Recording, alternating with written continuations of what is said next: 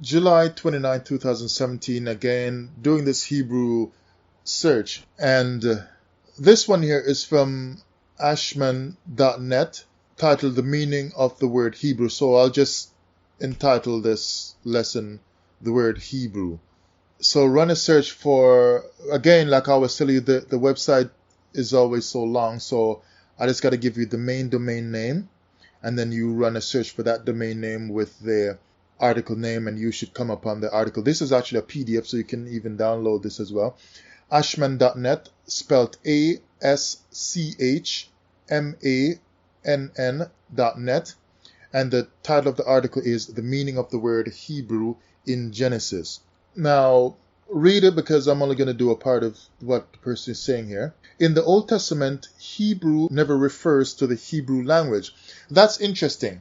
You see the problem I'm having, people? From the very first day I saw Wikipedia say Hebrew became a language at about 1000 BC, which is at about the time of King David, that hit me. I didn't start all this questioning of stuff because I just saw people saying this stuff online and they're like godless heathens fighting down the Bible, so I started looking into this. No.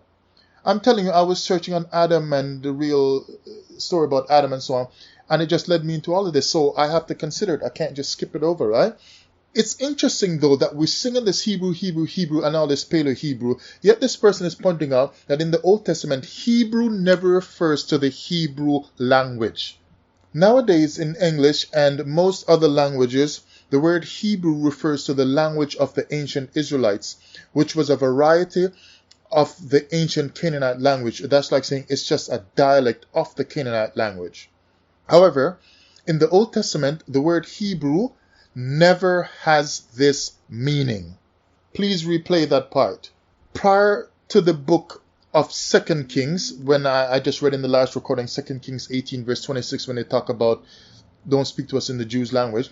So prior to the book of 2 Kings, the language is never named. Never named. And after that, so how come we are so sure that it is Hebrew? And after that point, it is usually called the language of Judah. So it is saying just what I started out in the very first video last year, saying, what is this mysterious reason for the language of the Hebrews? Why is it that Syrian and Aramaic and so on can be pointed out, and Assyrian and so on, when you read all over these books and websites and in the Bible, but somehow there's this mysterious, the language of Judah or the language of Canaan and so on, as if somebody has gone through some great deal to make sure you don't quite know, and that you have to wonder and wonder and wonder about it. So the clearest things in the Bible are just making sure that you have reason to doubt. Doesn't that sound to you like somebody wrote a Bible for you? Do you think Abraham was walking around? I know in 2017 people are going to be wondering what language I spoke so they can trace the real Hebrew people.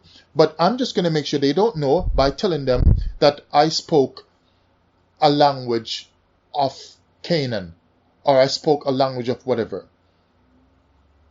These people weren't thinking like that back then. They were trying to be clear. How could Hebrews be clear of things when the Most High said he wanted his people to know and he declared things plainly and so on? And all these Hebrews, Hebrew kings and Hebrew scribes and Hebrew prophets are just hiding things all the time. No. Abraham wasn't like, I'm trying to hide my language here. It's people wrote a Bible for you and put it to you like that. People did that. So this language, Hebrew, is never named prior to the book of 2 Kings, when all kinds of history had already happened. So basically, when all this history prior to the book of 2 Kings has happened in the life of Israel, even coming out of Egypt and whatever, their language is never mentioned. That's very strange. What it was called before the division of the kingdom at the death of Solomon is unknown. We do not know it. However, it is called is unknown. It may have been called the language of Israel, though we have no evidence of this.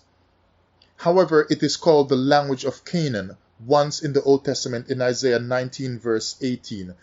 And this may have been what it was called all along. Isaiah 19:18. And it says, in that day shall 5 cities in the land of Egypt speak the language of Canaan, and swear to the Most High of hosts. One shall be called the city of destruction. So it is spoken of, the language is spoken of being the language of Judah, the language of Canaan. And they give some references here. Language of Judah, as I read in the other recording, 2 Kings 18 verse 26. I'll read it again. This language of Judah. Then said Eliakim the son of Hilkiah and Shebna and Joah unto Rabshakeh, Speak, I pray thee, to thy servants in the Syrian language, for we understand it, and talk not with us in the Jews' language in the ears of the people. Right? Jews there mean in Judah, because they switched up on us. But it's called the language of Judah. And in verse 28, then Rabshakeh stood and cried with a loud voice in the language of Judah, and spake, saying, Hear the word of the great king, the king of Assyria. Now, it's funny now, if this language is Akkadian, as my last message was hinting at, then according to Wikipedia, Akkadian, the language family is Afro-Asiatic, which again puts us where we say the children of Israel are from, because we are Afro-Asiatic. And it uses a Sumero-Akkadian cuneiform writing system, which Abraham would have definitely been dealing with. But it is saying here that it was from around the 3rd millennium BC, again, region Mesopotamia, where Abraham was, but from the 3rd millennium BC to the 8th century BC. Alright, so 3rd millennium, so you're dealing with 3,000 years BC to the 8th century BC, and then it started to die, but it remained in use for academic or liturgical purposes until 100 AD. That then means, people, that at the time in about 700 BC or 705, when Rabshakeh was speaking like this with his puffed up voice, that it was still possible that Akkadian was still known and being used. If it was just a common language of Hebrew, why are they hiding, speak to us in Hebrew? And the language of Canaan, why not just say Hebrew? It has to be the case, I would think, that such phrases are used, like language of Canaan, language of the Hebrews, and language of Judah, to get away from saying a word that identifies the language itself. So if the language is going extinct, Akkadian, and you tell me the Hebrew went extinct, the original Hebrew, and if Akkadian is going extinct, then using phrases like the language of Judah or the language of Canaan is consistent with something going extinct, because you are hiding the knowledge of it by not speaking the name of it to coincide with it going extinct. But we see that even well past 705 BC, when Rabshakeh was saying this stuff from the Assyrian Empire, that even up until 100 AD, the language was still in use, even though it was in use in a limited sense. So it was still, the Akkadian was still around, and this Akkadian Abraham spoke and knew, and would have written it with Sumero-Akkadian cuneiform, writing system. Wikipedia here goes on to say the last known Akkadian cuneiform document dates from the 1st century AD. Neo-Mandaic, spoke by the Mandeans of Iraq, same area again with Abraham, and Iran, and Assyrian neo-Aramaic. Alright, now look here at Chaldeansonline.org. Who are the Chaldeans?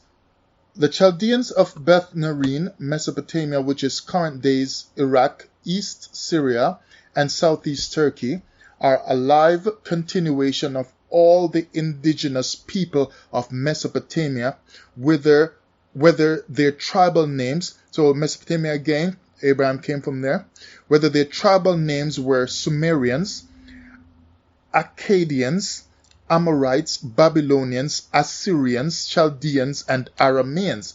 Do those sound like they link somehow to Abraham? The language of the Chaldean people is Syriac. Syriac. And when you deal with the Syriac, you're talking about the Aramaic, right? When you're dealing with this stuff right here.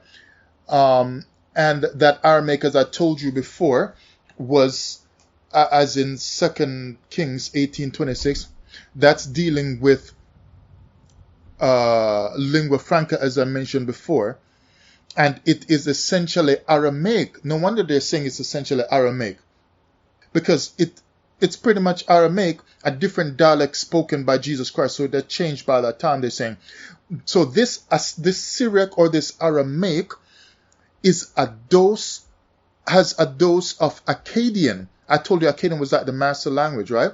With a dose of Akkadian, the original language of the Assyrian. And I told you Abraham would have spoken the language of Assyria, Babylonia, and Chaldean tribes.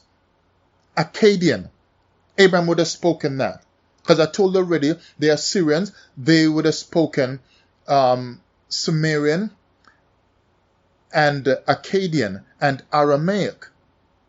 But they're letting you here know that the Aramaic that we were told that Abraham spoke, it just had a dose of Akkadian, because it was like a lingua franca kind of a language. So it had a dose of Akkadian as it had a dose of other languages, because it was a lingua franca, the Aramaic. So the Aramaic has a dose of different languages, because that's what lingua franca means. It's a mixing together of different languages so that different people groups can communicate. But this Akkadian is the original language of the Assyrian, Babylonian, and Chaldean tribes. That's where Abraham was dealing out of from Mesopotamia. And then he went over to Canaan. So then, if Abraham was speaking a language, Aramaic, that had a dose of the Akkadian, then he is only by speaking Aramaic using a lingua franca type of language. But what was his other main tongue? If he's living in these areas right here, it's telling you that they were speaking Akkadian. So Abraham was speaking the master language Akkadian, but used the lingua franca Aramaic to communicate sometimes. This is actually a good website. I want to read it more fully, and you guys, if you're really interested in this topic, you can read it some more and help me out if you find anything that I need to correct myself, because this is just a search of mine here, but it's getting more interesting the more I look into it. And so now, like someone mentioned earlier, that I'm asking a lot of questions. Yeah, because that's how it started out. I was wondering what is the real language, and I'm still asking questions. But as you had many questions from me in the other videos from last year, it's because I had to do a lot of searching. I had to learn a lot of stuff I didn't want to learn in order to deal with it. Like, for instance, geography, I had to learn up some of that. And I'm still trying to learn up, but I'm getting a little bit better at it. I had to learn up things about different languages. And I had to learn cultures of different people groups. So you see, it's not just like I could have just from the first video made a video and say, this is the language I think. I have to learn all these other things to kind of get a better sense of what was going on at the time. And I'm still learning and trying to piece my way through it, piece it all together piece by piece, right? Okay. Now here they're talking about Akkadian loans in Arabic, as if Arabic is using some Akkadian words. So then, you know what that's pointing to, right? Like Akkadian was really like this master kind of language. So, back to this article here, the meaning of the word Hebrew in Genesis. They're giving a lot of verses. I don't want to read all them, but I'll mention them. 2 Chronicles 32 verse 18. Isaiah 36:11. And also verse 13. That's for the language of Judah. And it's saying here that the language of Judah, when you see that phrase, the language of Judah, and it seems to be talking about Hebrew, then they're saying 701 BC or slightly after.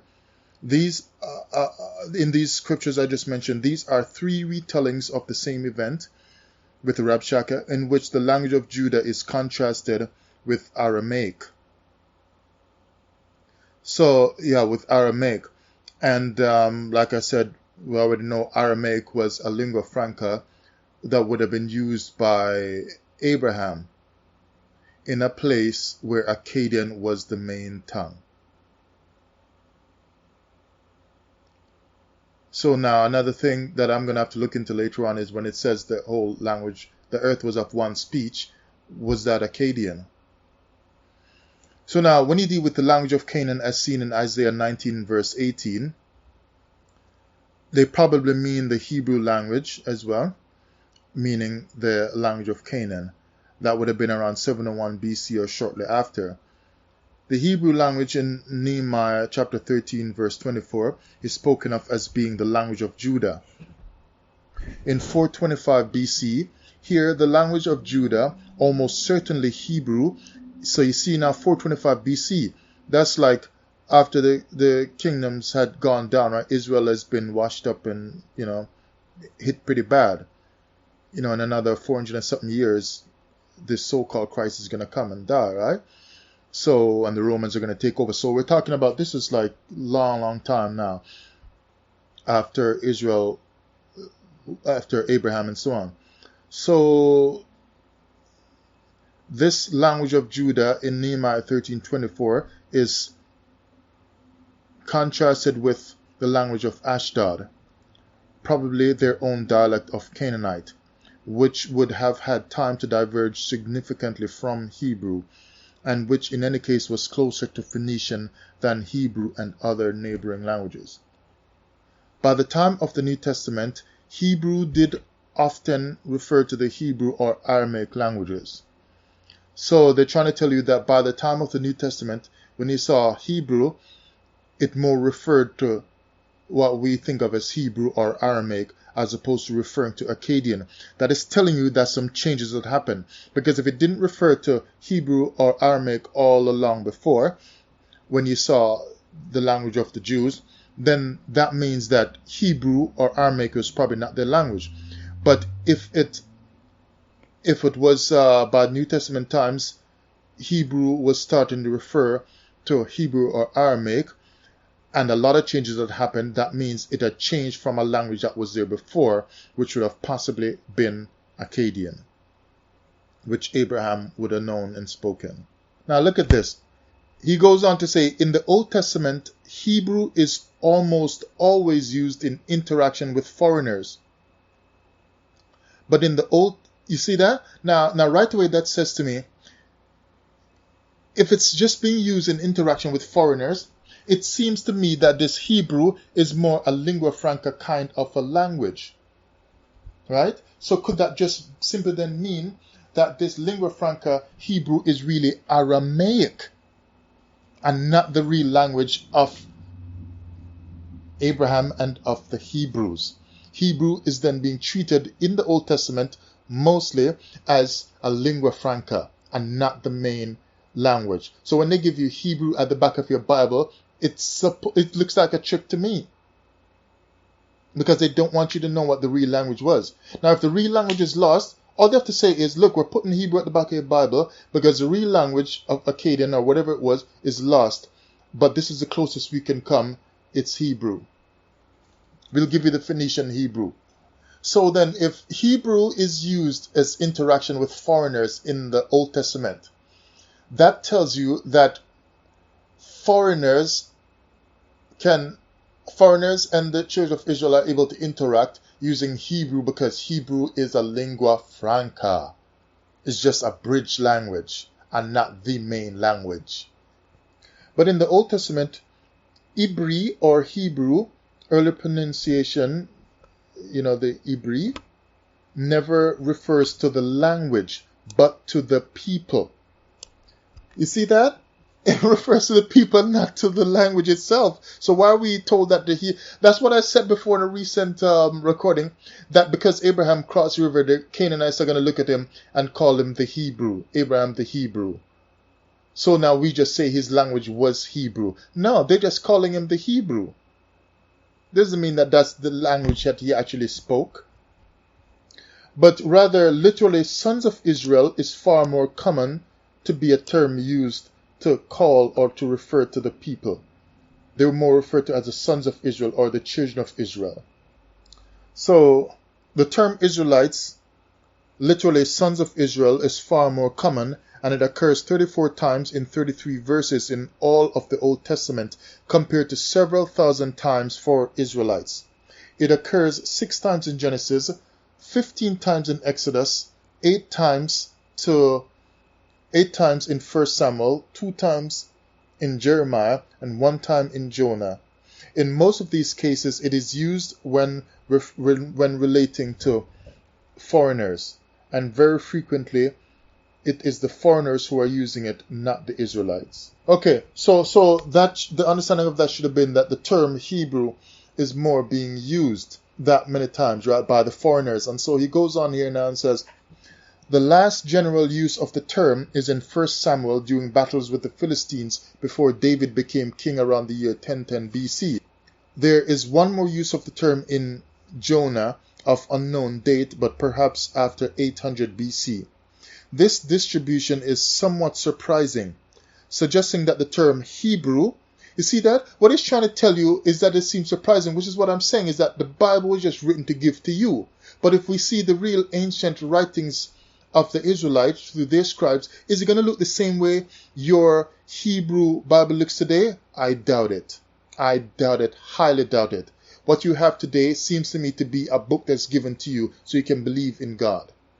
But it's not the same way the Israelites would have had their writings to believe in the Most High and to know His instructions. That's my thought.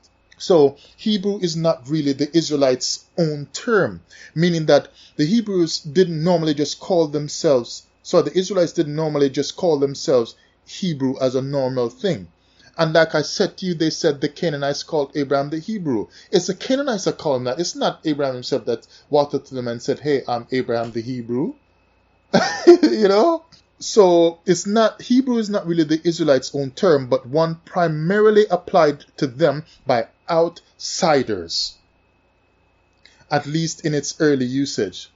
And if we look clearly at the examples from Genesis, we see something even more surprising.